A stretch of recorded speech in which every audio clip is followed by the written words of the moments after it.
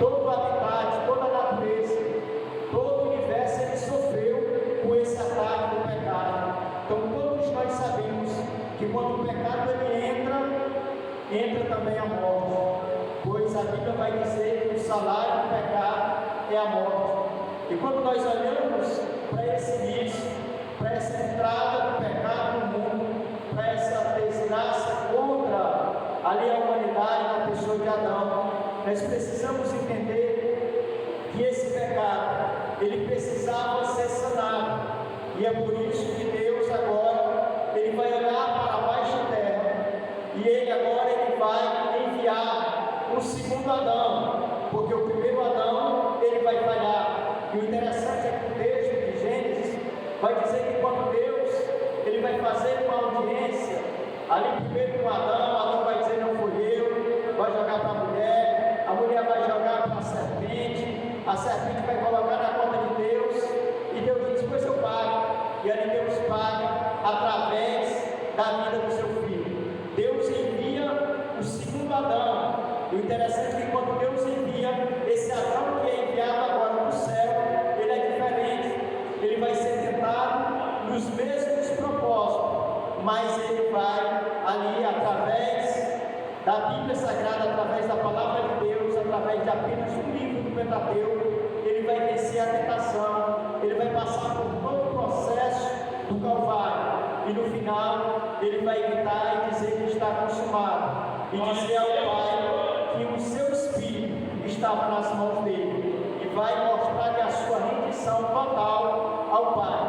E todo esse processo acontece para quê? Para que fosse instituído uma igreja, para que essa igreja ela tivesse por base o sacrifício desse segundo Adão. Então a igreja de Cristo ela tem por base o sacrifício que Jesus fez na cruz do Calvário. Louvado seja Deus. E essa palavra de hoje que fala sobre essa espiritualidade cristã, ela tem por base esse andar no Espírito, esse andar com Deus. E quando eu uso essa expressão de Gálatas, versículo de número 25, eu também preciso trazer e levar os irmãos a voltar em Gênesis, capítulo 5, pois lá em Gênesis a história vai dizer e vai registrar, a partir do versículo 21 em diante, a história do primeiro homem na terra que andou com Deus. A Bíblia vai dizer que Enoque vai ser o primeiro homem que é da linhagem de Sete, uma linhagem boa, que não tinha se contaminado com o pecado, que vai começar a andar com Deus. A Bíblia vai dizer lá, a partir do verso 21, que Enoque, quando completa 65 anos, ele vai agora gerar um filho por nome Matusalém. Depois desses 65 anos, ele agora passa a servir o Senhor. E a Bíblia diz que ele vai passar 300 anos, 3 séculos, servindo a Deus, andando com Deus todo dia. Todo dia Enoque se levantava e andava aí na contramão do mundo. O mundo ia para a direita, ele ia para a esquerda. Alguém olhava para Enoque e dizia, Enoque é doido, está perturbado. Mas Enoque, no seu íntimo, ele estava agradando a Deus. Eu quero dizer para você, através desse exemplo de Enoque, que nós, como Enoque, precisamos impactar nossa geração através do nosso bom testemunho. Nós precisamos dizer para o mundo aí fora que nós precisamos agradar o nosso Deus. Não importa o que nós temos que fazer, o tamanho do sacrifício que nós temos que oferecer, o importante é agradar a Deus. O importante é andar com Deus. E quando eu leio em Gálatas, capítulo 5, versículo 25, agora eu vejo Paulo, o apóstolo dos gentios, o maior bandeirante do Evangelho aqui na terra. No versículo 25, ele atraindo a atenção da igreja da Galácia, dizendo, vocês precisam andar no Espírito, assim como vocês vivem no Espírito, vocês precisam andar no Espírito. E Paulo, quando ele diz isso, ele está mostrando uma lição para a igreja da Galácia. Ele está dizendo que vocês precisam demonstrar a espiritualidade de vocês. Pois quando nós lemos o capítulo 5, nós vamos ver que o capítulo 5 ele tem duas partes. A primeira parte vai do versículo 1 ao versículo 15. Paulo vai falar sobre a liberdade cristã, mas do versículo 17 até o final do capítulo, que é o versículo de número 26, Paulo ele vai falar agora sobre esse andar do Espírito, sobre a lei do Espírito. E é interessante que Paulo, nesse capítulo, nessa segunda parte do capítulo, ele vai começar a falar sobre as obras da carne. Ele vai dizer: olha, tem pessoas que não agradam a Deus, que é os filhos das trevas, mas tem também aqueles que agradam, que é aqueles que andam no Espírito, que é aqueles que produzem o bendito fruto do Espírito. Louvado seja Deus. É esse convite que nós precisamos ouvir, é esse convite que nós precisamos atentar, é a produção desse fruto do Espírito. Então, o contexto que Paulo vai se levantar e animar a igreja da Galácia a dizer: se vocês vivem em Espírito, andem no Espírito. É nesse contexto onde os crentes são convocados a produzir obras aí que testemunham a favor deles, que eles nasceram de novo e não nasceram, quem sabe, da vontade humana, da vontade da carne, mas nasceram do Espírito, nasceram da água e do Espírito. E quando essa igreja ela nasce, a igreja ela precisa frutificar, ela precisa andar no Espírito. E talvez quem esteja ouvindo nessa oportunidade, essa expressão andar no Espírito, possa até, quem sabe, pensar que é algo impossível, que é algo difícil, mas na verdade não é, igreja. Nós precisamos entender que quando nós nos decidimos ao lado do Senhor, nós estamos no Espírito, nós estamos andando no Espírito. E quando nós andamos no Espírito, nós estamos demonstrando a nossa espiritualidade cristã. Então nós, como igreja, nós precisamos demonstrar na nossa caminhada, essa espiritualidade. Por que nós precisamos demonstrar a espiritualidade cristã nos dias que nós estamos vivendo aqui nesta baixa terra? Porque a espiritualidade cristã, ela é marcada por alguns princípios. E eu vou citar aqui pelo menos 5 princípios que nós precisamos colocar em prática. Mas já advertindo a igreja que princípio, irmãos, ninguém quebra, porque se quebrar um princípio, as consequências são duras, são impiedosas. Então nós precisamos entender que os princípios naturais nós não quebramos. Agora imagine quebrar um princípio espiritual. O primeiro princípio que eu preciso apresentar é o princípio que fala ter a vida de Cristo em nós, com base ainda no livro de Gálatas, capítulo 2, verso 20, que diz assim: fui crucificado com Cristo, assim já não sou eu quem vive, mas Cristo vive em mim, e a vida que agora vivo no corpo, eu vivo pela fé no Filho de Deus, que me amou e se entregou a mim.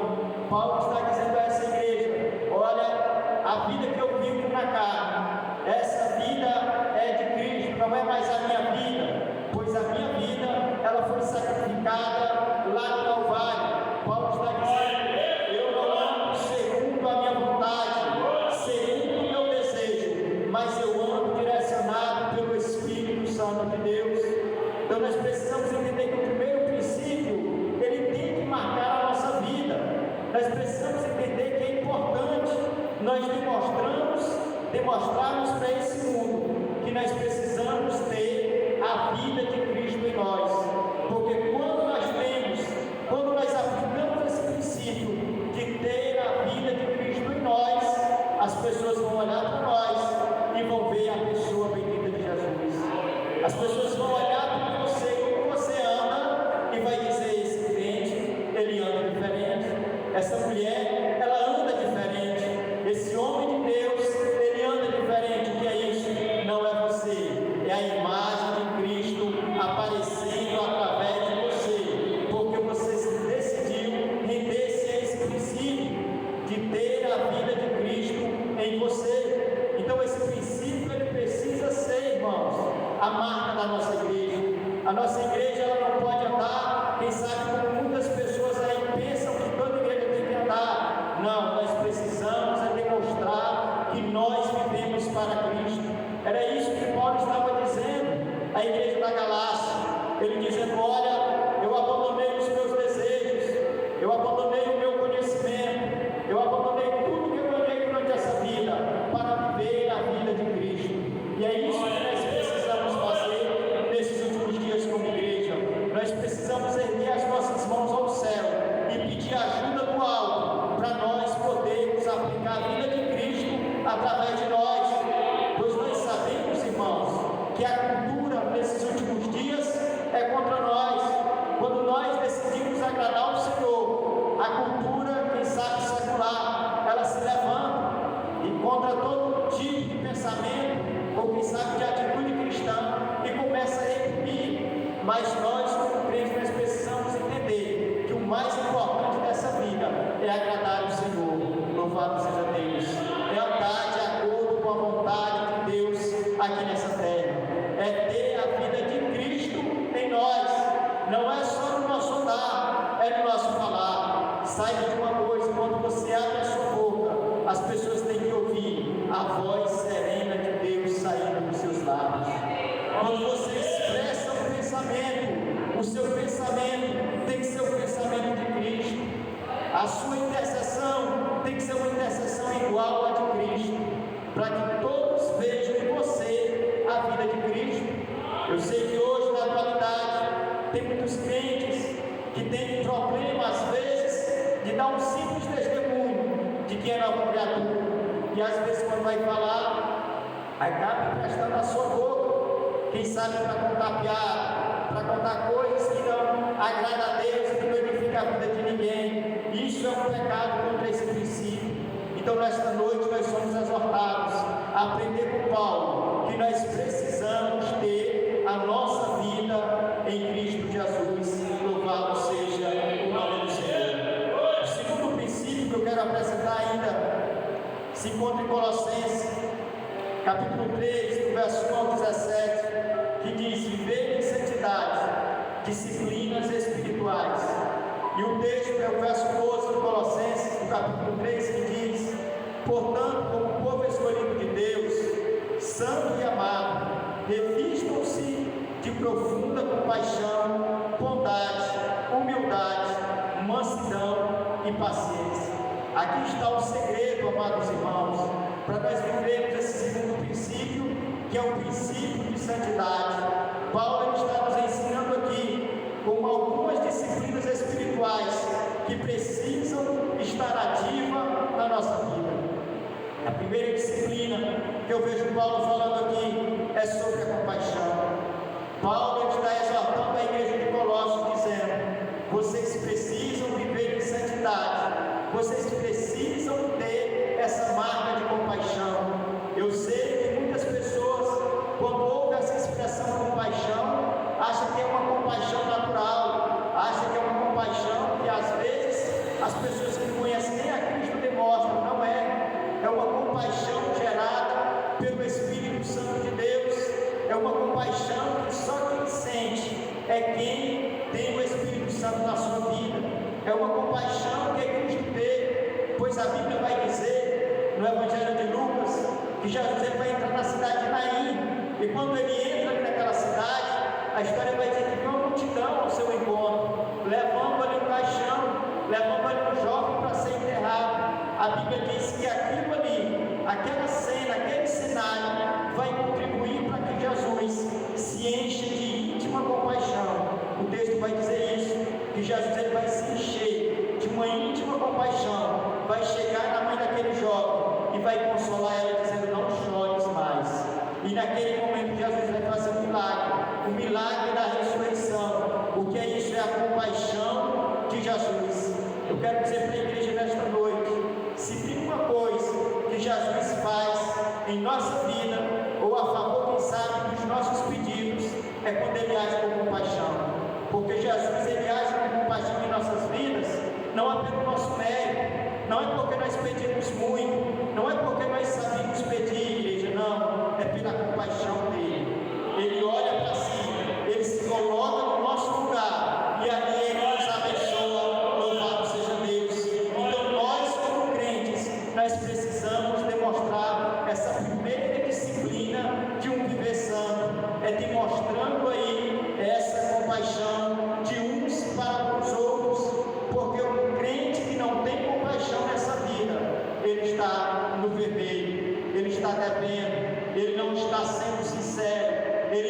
sendo fiel a esse princípio de viver em santidade. Porque santidade, irmãos, não é, quem sabe, como muitas pessoas pensam, ter umas vestes que cobrem o alto da cabeça a ponta dos pés. Não, porque se fosse assim, Jesus não tinha censurado os fariseus, os escribas, os sacerdotes da sua época, porque eles se vestiam diferentes. O alto da cabeça, a ponta do pé, eles vestiam as suas vestes, mas eles foram reprimidos por Jesus, porque faltou na vida deles compaixão. E nós precisamos entender isso, que nós precisamos ter compaixão nos nossos dias. Nós, como crentes da atualidade, nós precisamos aplicar essa primeira disciplina.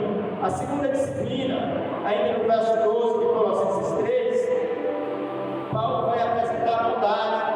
Todo crente ele precisa demonstrar, se ele quer viver em santidade, ele precisa ser um crente que aplica a bondade. E volta a repetir, não é uma bondade natural, é uma bondade gerada pelo Espírito Santo de Deus. É uma bondade como fruto do Espírito Santo de Deus na nossa vida.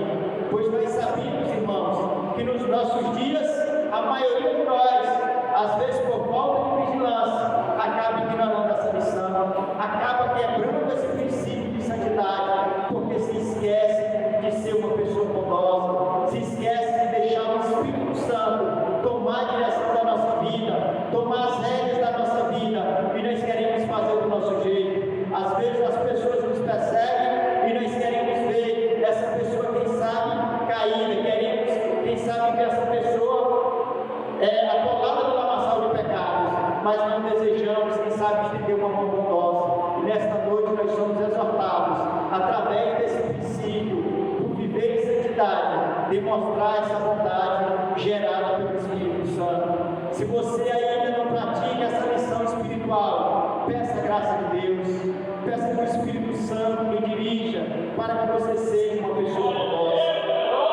Outra lição que eu ainda aprendo aqui, no verso 12 ainda, é a lição da humildade. Nesse princípio, nesse viver santo, nós precisamos ser pessoas humildes.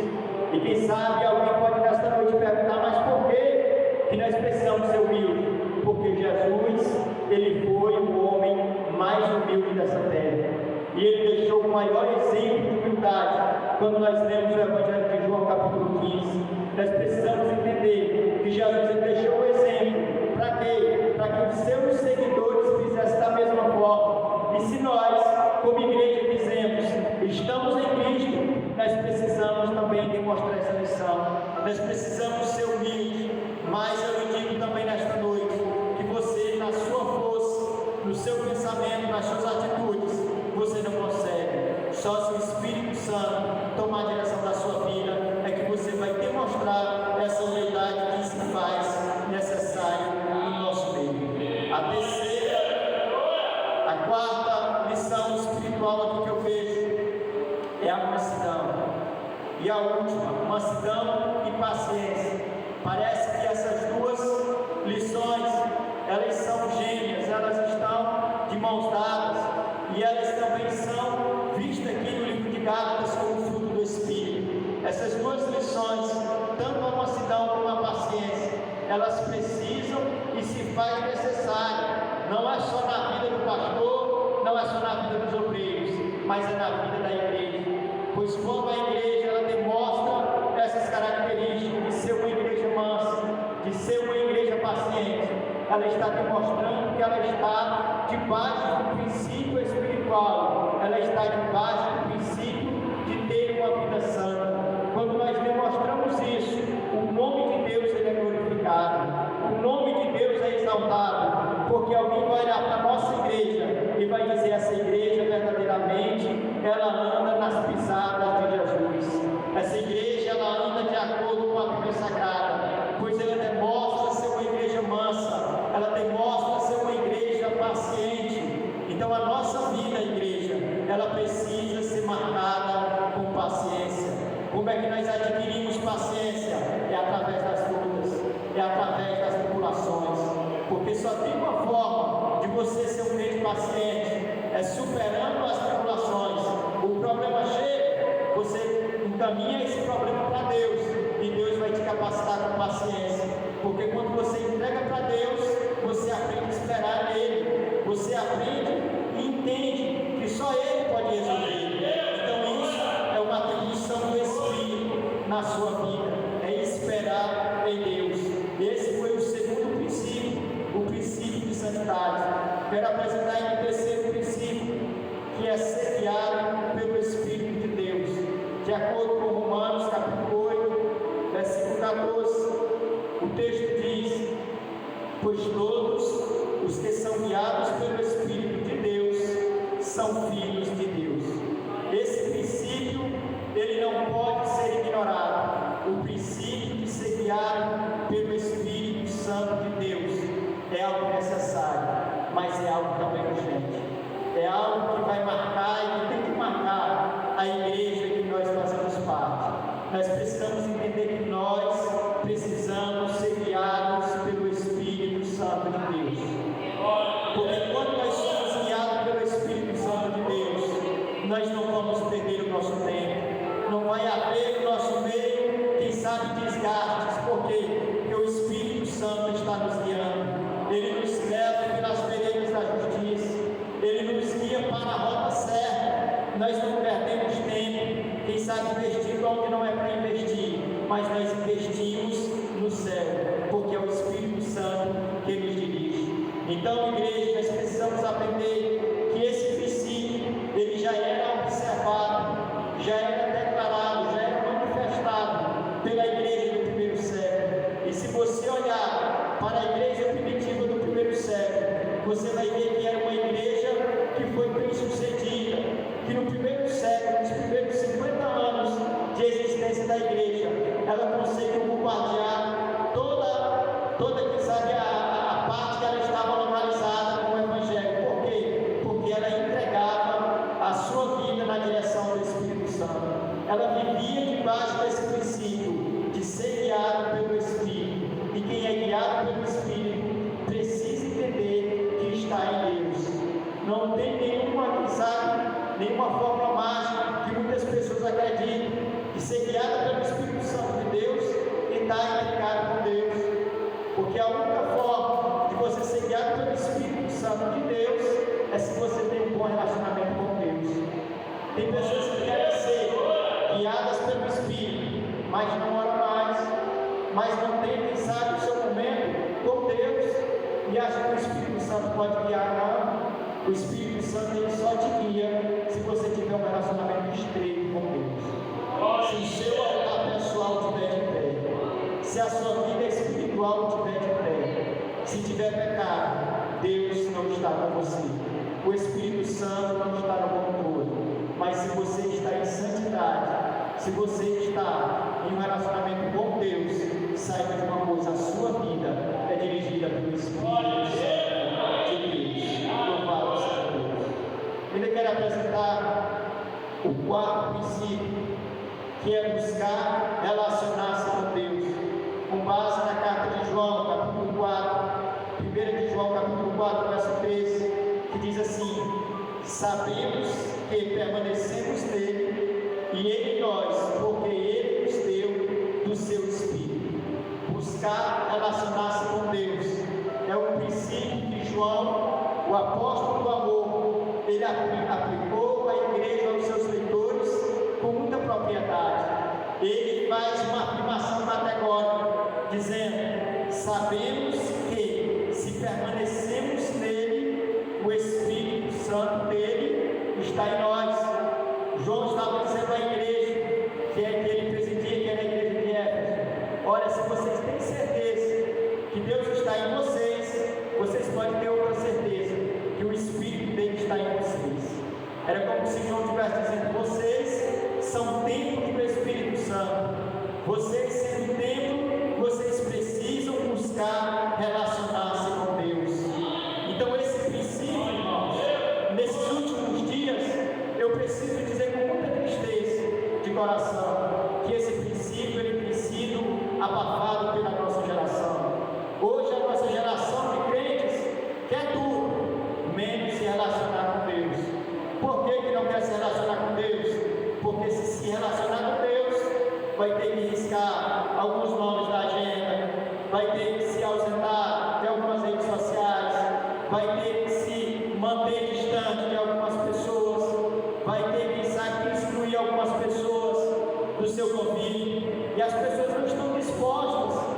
quem sabe ter perdas para se relacionar com Deus. Mas eu quero dizer para você nesta noite que vale a pena você se relacionar com Deus. Vale a pena você perder, quem sabe, como diz o hino aí, perder dinheiro, perder amigos. Mas para agradar a Deus, vale a pena você perder tudo para continuar agradando a Deus. Porque quando você faz isso, você está debaixo desse fiel princípio, que é buscar relacionar-se com Deus. Como é que nós fazemos isso na atualidade? É entendendo que nós precisamos agradar o Espírito Santo, porque se o Espírito Santo habita em nós, o Espírito Santo ele tem comunhão com o céu. A Bíblia diz, Paulo diz isso, que ele intercede por nós com gemidos inexprimíveis. Mas se eu só entristeço o Espírito Santo, como é que ele vai interceder por mim? Então eu preciso alimentar esse princípio, desejando ao Espírito Santo que ele tome a direção da minha vida, que ele me leve a buscar a sua presença, que ele me leve, quem sabe, a meditar na palavra, a gastar mais o meu tempo com Deus, com as coisas de Deus, com as pessoas de Deus.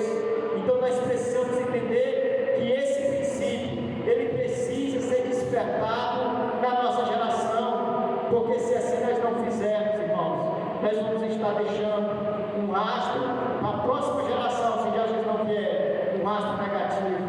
Porque se eles falharem, a culpa vai cair em alguém, em nós, porque nós não conseguimos, quem sabe, erguer essa bandeira de buscar e de se relacionar com Deus.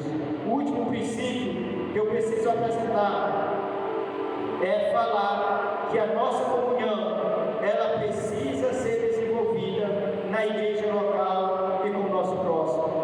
Essa referência é de Hebreus capítulo 10, versos 24 e 25, que diz: e consideremos-nos uns aos outros para incentivar-nos ao amor e às boas obras, não deixando de congregar, de reunir-nos com a igreja, segundo o costume de alguns, mas encorajemos-nos uns aos outros, ainda mais quando vocês veem que se aproxima o dia final. Então aqui, o escritor aos Hebreus, ele está dizendo que o último princípio é nós nos relacionarmos com a igreja local. Irmãos, para mim, é difícil eu acreditar em uma pessoa que diz que ama a Deus, que serve a Deus e não congrega. Uma pessoa que não se reúne, que não tem essa comunhão com a igreja local dele. Você vê segunda, não vê ela, vem terça, não vê, culto de oração não vê, culto de doutrina não vê, em culto nenhum vê a pessoa, e a pessoa diz que está em comunhão com Deus. Como é que pode isso? Se ela está quebrando esse último princípio, que é o princípio que nós devemos zelar, pois nós sabemos que é um princípio que também está sendo abafado, onde as pessoas perderam o amor pela igreja local, onde as pessoas perderam o sentimento e a responsabilidade de prestar culto em comunhão uns com os outros, onde as pessoas não respeitam mais os seus próximos. Agora imagine um lugar que foi erguido para adorar a Deus, como é a igreja local. Então nós somos exortados aqui, através desse princípio, que nós não podemos quebrar esse princípio. Nós devemos sempre alimentar isso na nossa mente e no nosso coração, porque na nossa mente, irmãos, vai sempre ter uma guerra. Que guerra é essa? É a guerra que vai querer nos convencer de que nós não precisamos congregar, de que nós não precisamos, quem sabe, honrar as pessoas que servem a Deus, e nós precisamos entender que a nossa salvação, ela está na nossa mente. Se a nossa mente, ela ceder a, quem sabe, essas ameaças, ceder, quem sabe, a esses acordos que o mundo está fazendo, nós vamos até perder a nossa salvação, porque se nós quebrarmos aqui esse princípio de deixarmos de congregar, nós vamos estar perdendo a nossa salvação, pois nós fomos tirados lá do mundo, nós fomos comprados com o sangue precioso de Jesus, foi para testemunhar, foi para viver os dons do Espírito, foi, quem sabe, para nos relacionarmos uns para com os outros, contar o que Deus fez na nossa vida, ouvimos o testemunho dos santos, mas se nós ignorarmos, irmãos, deixarmos de congregar, ou quem sabe, desistirmos da vida cristã, nós vamos estar dizendo que a nossa espiritualidade cristã, ela está falida, que a nossa espiritualidade cristã, ela não tem mais nenhuma serventia. Então esse último princípio que eu apresento à igreja, é um princípio que nós precisamos alavancar nos nossos dias. Nós precisamos voltar a sentir esse amor de congregar e de estar no meio dos santos. Agora eu preciso apresentar algumas realidades espirituais para nós podermos concluir. A primeira realidade que eu apresento diante dos princípios que apresentamos é que Deus é Espírito. De acordo com João 4:24, a palavra diz: Deus é Espírito e é necessário que os seus adoradores o adorem em Espírito e em verdade. Essa é a primeira realidade que nós precisamos entender, que é uma realidade espiritual, que só quem entende é homem e mulher espiritual. E essa realidade é: Deus é Espírito. Deus, ele não é como muitas pessoas pensam, ele é uma pessoa que você pode apalpar. Não, o nosso Deus é Espírito. Se você estiver aqui e clamar por Deus, ele se faz presente. Se outras pessoas estiverem lá fora e fizer a mesma petição, Deus estará lá também, atendendo a petição. Por quê? Porque Deus, ele é Espírito. Deus, ele não está preso a um templo, ele não está preso, quem sabe, a uma casa, não. O nosso Deus é Espírito. Foi isso que Jesus falou aqui no capítulo 4, para aquela mulher que estava assentada à beira daquele poço. E Jesus começou a dizer para ela: olha, o lugar de adorar não é nem aqui nesse monte e nem lá no templo, mas chegará um dia, e o dia já chegou, em que os verdadeiros adoradores adorarão o Pai em espírito e em verdade. E é o que essa igreja está fazendo, adorando esse Deus que é Espírito. Louvado seja Deus. Então, aonde você estiver, está no trabalho, adore a Deus. Está na escola, clame por Deus. Está na rua dirigindo, Deus é Espírito. Então você tem essa liberdade de entender essa realidade espiritual, que Deus, ele é Espírito. A segunda realidade que eu preciso apresentar, ela se encontra em Deuteronômio 6 e verso 5, que é a espiritualidade, ela deve unir o coração, a mente e as mãos. A palavra diz: ame ao Senhor, o seu Deus, de todo o seu coração, de toda a sua alma e de todas as suas forças. Essa realidade da espiritualidade, ela deve unir o coração, a mente e as mãos. Por que primeiro o coração? Porque o coração é a sede dos sentimentos, é a sede aonde vai gerir ou vai nos motivar a fazer tudo. A mente, porque é na mente que nós temos a nossa salvação. Lembra quando Paulo escreve Efésios capítulo 6, ele vai falar que nós devemos ter sobre a nossa cabeça o capacete da salvação. Por quê? Porque a salvação está na mente. O crente, ele não deve andar achando que a salvação dele está nas mãos, nos pés ou no coração. Não, está na mente. Por que tem que estar na mente? É porque quando você vai fazer alguma coisa, você precisa pensar e dizer: eu sou crente, o crente não faz isso, porque se eu fizer, eu vou perder a minha salvação. Se eu pecar, eu perdo a minha salvação. Por isso, a sua mente precisa estar blindada, louvado seja Deus, para que as setas e os dados inflamados do inferno não venham, quem sabe, atingir a sua mente. Então você precisa ter esse capacete da salvação. E você precisa também, além de andar com o coração cheio de Deus, andar com a mente protegida, você precisa ter as suas mãos limpas. Você precisa ter as suas mãos, como diz a palavra de Deus, erguida dos santuários, mãos santas, sem ira e sem contenda. Louvado seja Deus. Então, quando o homem de Deus, quando o pastor, quando o obreiro levanta as mãos em direção à igreja, abençoando, ele está cumprindo aqui esse propósito, ele está entendendo essa realidade, que Deus, o que é espiritualidade, ela está unida, tanto as mãos, o coração, como a mente. A terceira realidade, produção do fruto do Espírito, Gálatas 5, 22 e 23, que é aqui esse que a gente fez uso. 22 diz: mas o fruto do Espírito é caridade, gozo, paz, longanimidade, benignidade, bondade, fé, mansidão e temperança. Contra estas coisas não há lei. Perceba que essa realidade, ela não pode ser ignorada no nosso meio. Nós, como igreja, precisamos entender que essa realidade é algo que tem que fazer parte todos os dias na nossa vida.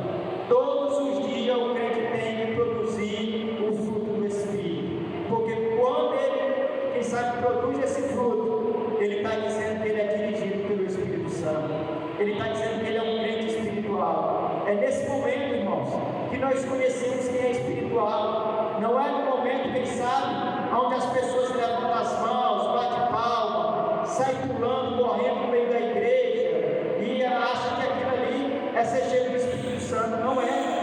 Aquele momento é conhecido como derramamento de poder. É o momento que o Espírito Santo se manifesta, mas ser cheio do Espírito Santo, ser dirigido pelo Espírito Santo, é saber que você está produzindo esse fruto do Espírito.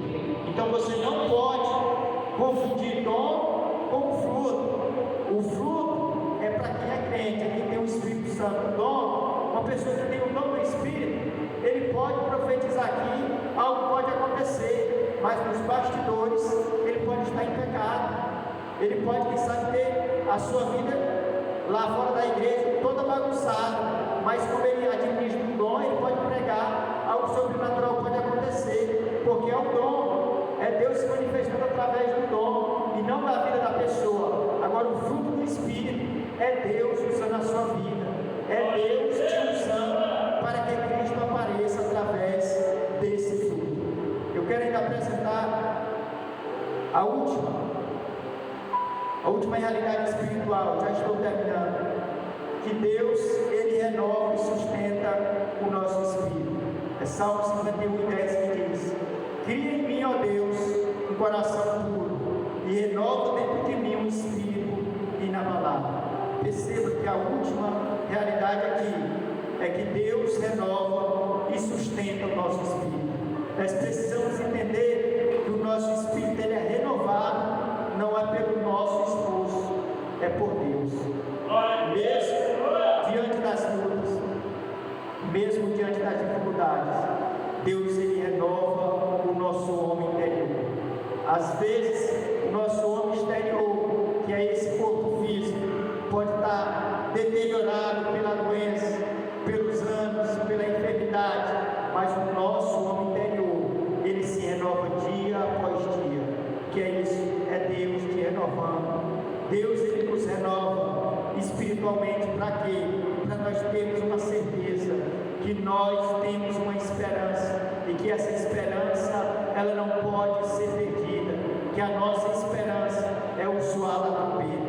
É para isso que nós devemos alimentar o nosso homem espiritual, é para nós ouvirmos o toque dessa trombeta, porque não vale a pena, igreja, nós fazemos tudo isso que nós fazemos, levantar a bandeira do Evangelho e perdermos, quem sabe, o soar da trombeta. Nós precisamos estar com o nosso homem interior vivo para ouvir este soar da trombeta. E quero concluir trazendo aos irmãos a conclusão, dizendo que a nossa vida devocional cristã, ela deve envolver alguma disciplina espiritual. A primeira disciplina é a oração. Nós precisamos orar sempre, como diz Tessalonicenses 5:17. Nós precisamos gastar o nosso tempo lendo a Bíblia Sagrada, porque não mudou, o ensinamento ainda é o mesmo. É meditar nessa palavra de dia e de noite para que nós sejamos aí abençoados. A terceira, jejum. E a quarta, contribuição. E a quinta, meditação bíblica. Porque a gente não pode confundir a leitura com a meditação. A leitura é uma coisa, a meditação bíblica é outra coisa. E nós precisamos entender que culto, ele só é culto aonde tem também contribuição. Porque muitas pessoas às vezes ignoram, acham que o culto tem que ter só louvor e palavra. Não, o momento da contribuição também faz parte de todo